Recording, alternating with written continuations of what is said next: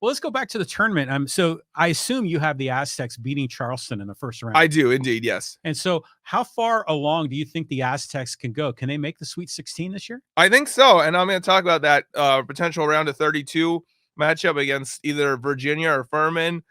This is not, the Virginia teams we've seen in years past. I really don't even think they're all that great this year. I mean, have you seen a lot of their games? The ACC's down this year, and they've had some really ugly wins where they've barely gotten by.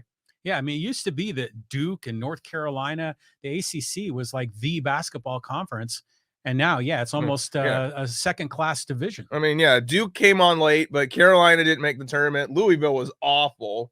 Notre Dame, they made the round 32 last year. They stunk this year. So just not your typical ACC. And when as it relates to Virginia, we actually have better metrics according to KenPom on both offense and defense. We're 64 offense, 10 defense. Virginia's 74 offense, 25 defense.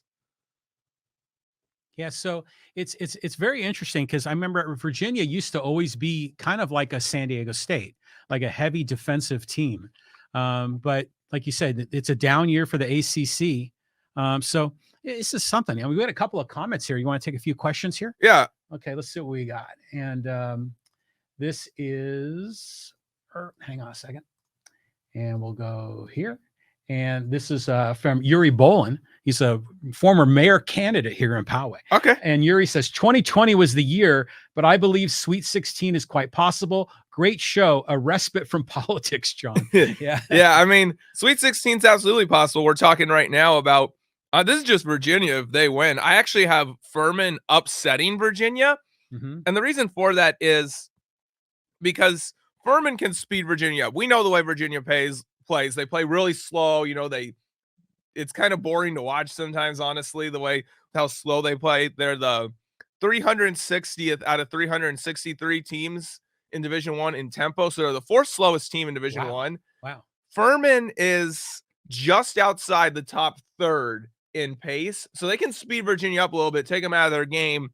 They average 82 points a game. Even if Virginia holds them in the mid-60s, which I don't know if they'll be able to do that, because if they speed them up and get more possessions than Virginia typically has to guard for, they could easily, get into the low 70s.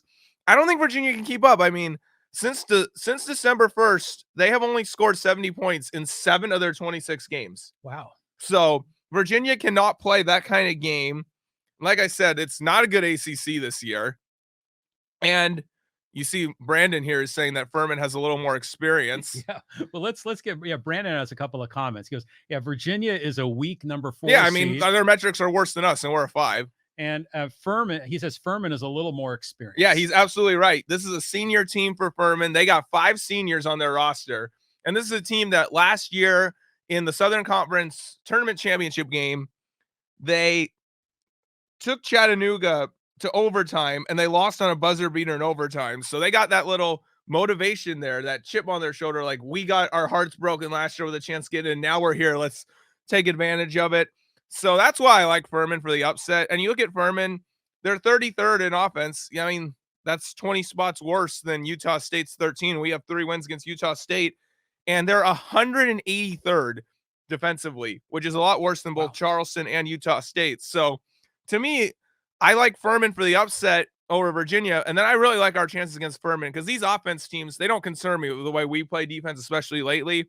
And if their defense is, 183rd in the metrics, then that's a team that I think we should do pretty well against. So, yeah, I think we're going to end up in the Sweet 16 for sure. But then if they are able to get that far, the next one is going to be Alabama probably, right? Yeah, I mean, hey, it's March, man. You never know. Yeah, you never know.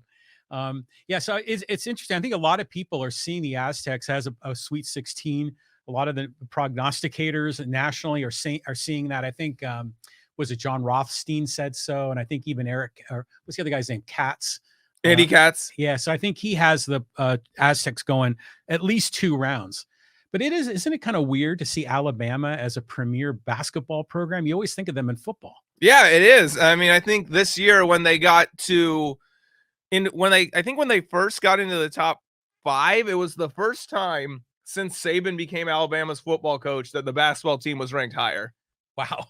Yeah. And that was since 2007. So yeah, that's been a long time.